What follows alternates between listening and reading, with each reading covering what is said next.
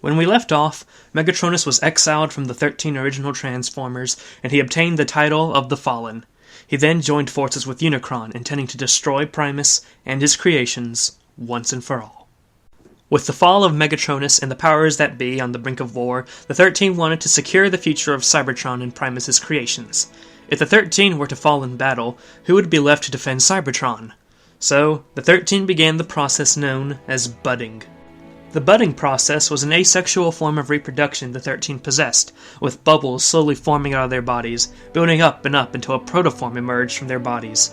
With budding, a Transformer's genetic material, also known as CNA, standing for Cyber Nano Algorithms, is passed from parent to child, adapting some of the parent's traits. For example, Micronus Prime's descendants would become known as Minicons. Onyx Prime's descendants would usually possess a sort of animal nature. Solus Prime's descendants would be identified as female. The 13 budded across the multiverse, though not in all universes. Possibly the most famous universe where the Transformers were born through budding are those related to the original 1980s Marvel Comics. While most of the 13 budded indiscriminately, Liege Maximo was very selective with his budding process, creating a small genetic trait of corruption in the Cybertronian population. His descendants would become the future Decepticons of this universe, including, most notably, his descendant Megatron.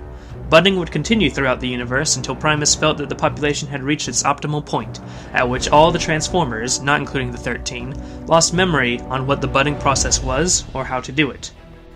Soon, the time came to do battle with the Fallen and his new master Unicron. Prima led the 13 in battle against the Dark Lords, wielding his Star Saber with great skill, inflicting considerable damage against the Chaos Bringer.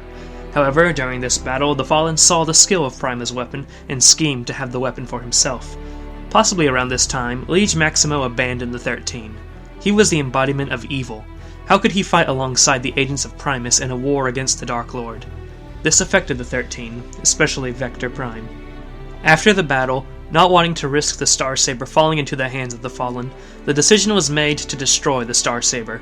Nexus Prime volunteered to hide fragments of the Star Saber throughout the multiverse, and thus Nexus Prime was split up into 5 different parts through the Star Saber: Skyfall, Landquake, Breakaway, Topspin, and Heatwave. Solus Prime used her forge to shatter the Star Saber into 5 pieces, including the Origin Matrix. A piece of the Star Saber was given to each piece of Nexus Prime, and Vector Prime volunteered to assist the pieces of Nexus Prime through the multiverse, as well as hide the Origin Matrix. Skyfall and Landquake were brought to a universe where the budding process had taken place, a place where Liege Maximo's Decepticon descendants were considered so different from the rest of the populace that they were treated as a separate race from the main Cybertronian population, the Autobots. Breakaway was brought to a universe where the budding process had taken place as well, but Vector Prime placed the bot on a planet far away from Cybertron, a planet called Earth. There, a pool of some of the last remaining rarefied energon lay dormant, and Breakaway was to carry out his original goal of protecting it. Topspin remained in one of the earlier universes where budding took place. Heatwave was sent to a negative polarity universe where the budding took an interesting turn. Here, those who are normally evil in other universes were good, while those who were usually considered heroes were psychopaths. While in that universe, Vector Prime hid the Origin Matrix on planet Earth of that universe. While there, Vector made contact with an interesting time-traveling race of aliens, the Vok. Vector entrusted the Vok to protect the Origin Matrix on Earth and time-locked it into place. We'll go much more into detail about the Vok in a future episode. Vector then went through the multiverse, thinking about the events that had transpired since his creation.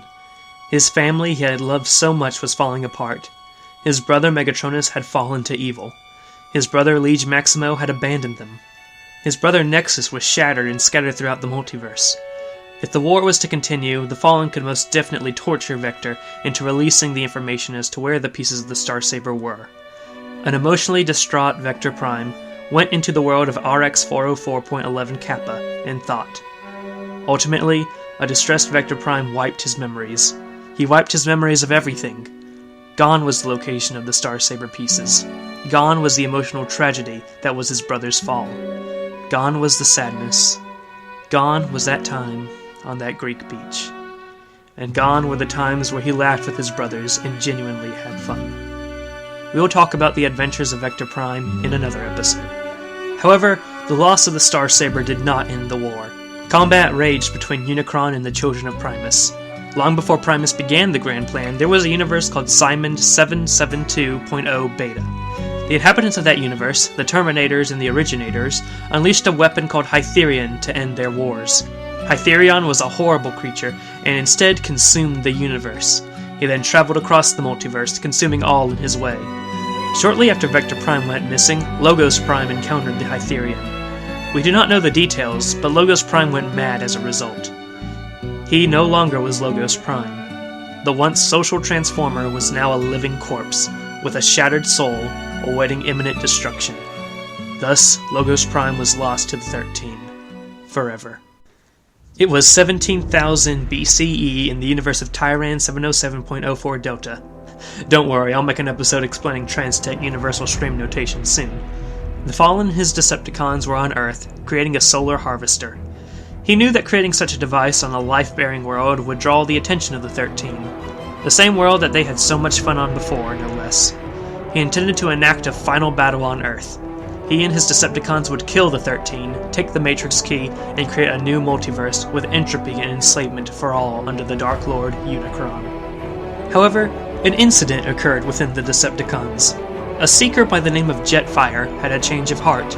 He couldn't do this was wrong. The Fallen, having no time for insubordination, simply teleported the Decepticons into orbit. While in orbit, falling to the planet, Jetfire fought off and destroyed the Decepticons. All except a seeker named Ransack survived. The two seekers crashed on the planet, not to be seen again for some time. Meanwhile, Prima knew the final battle was coming, and he did not expect to survive it. Before the 13 left Cybertron and hopped universes, Prima passed the Matrix of Leadership to a young understudy named Prime Nova. It was Prime Nova's burden to lead them now, in his universe. With this last bit of hope, Prima and the remaining members of the 13 left to Earth, and elsewhere, Unicron sensed the actions of his disciple, and he himself began to move through space to aid the Fallen. Prima and the 13 came face to face with the Fallen at the Solar Harvester, and thus began the final battle of the war that splintered the 13. The first to die was Solus Prime, followed by Epestimus, Alchemist Prime, Onyx Prime, Solimus, Autonomous Prime, and Micronus Prime. Eventually, only Prima stood against the Fallen as Unicron entered the solar system. Prima did the only thing he could. He ran. Prima opened space bridge after space bridge with the Fallen pursuing him. However, Prima was no coward. He had a plan. As he hopped across the planet, he gathered the bodies of his fallen comrades and came to Saturn. The Fallen was weakened by the continuous jumps, and Unicron just arrived. Using the power of his and his siblings' bodies, a portal to a pocket dimension was opened, and Prima managed to throw the Fallen and Unicron within it, ending the menace once and for all, or so Prima thought. The weakened Prima returned to Earth, where he looked at the Solar Harvester. This is what caused our pain. This is what caused our suffering. This is what caused my siblings to rip themselves apart. Prima looked at the key to the Solar Harvester that bore the same name as the Matrix of Leadership. This evil should not be in the hands of anyone. So, Prima took the bodies of his comrades and created a tomb to hide the Matrix Key, called the Tomb of the Primes. Prima died in the process. Ransack would remain on the search for the tomb for centuries. But now, everything was at peace. Unicron was gone. But if that was truly the case, why hadn't Primus returned to the Omniversal Matrix?